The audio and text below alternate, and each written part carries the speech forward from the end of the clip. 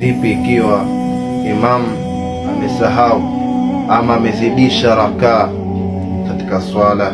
Je, maamuma wafanye nini? Je, maamuma wafaa waende sambamba na imamu hata kama imamu amekwisha nyanyuka kupanda juu?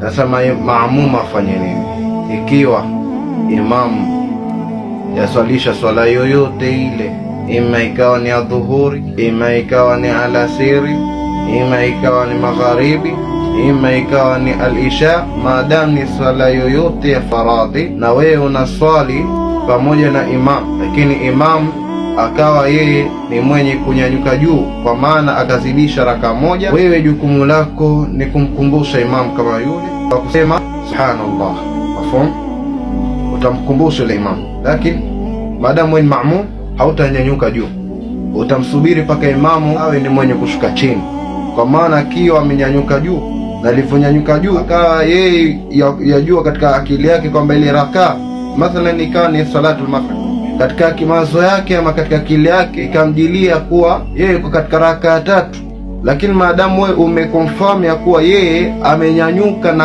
akazidisha rakaa, kwa maana wewe wajua yule yuko rakaa ya 4 lakini yeye katika akili yake yuko rakaa 3, basi utamkumbusha ikhwatal iman, utamkumbusha. Kisha ukimkumbusha, wewe hautanyanyuka kupanda juu, bali utamsubiria mpaka awe ni mwenye kushuka chini. Akishuka chini sasa, imam kama huyu atakaa katika sijda.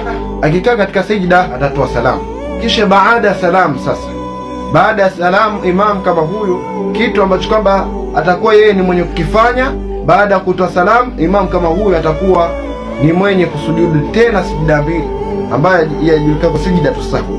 Atasujudu sijida 2, kisha baada ya kusujudu sijida kama hizo 2, kisha hapo ndo atakuwa ni mwenye kutoa salamu. Hivyo almuhim, hili ni funzo ambalo kwamba nalolitoa kwa siku hii ya leo. Ukimwona imam amezidisha rakaa na wewe ni maamum, kitu kinachotakiwa wewe ufanye ni haya ambayo tumeelezana katika siku hii ya leo.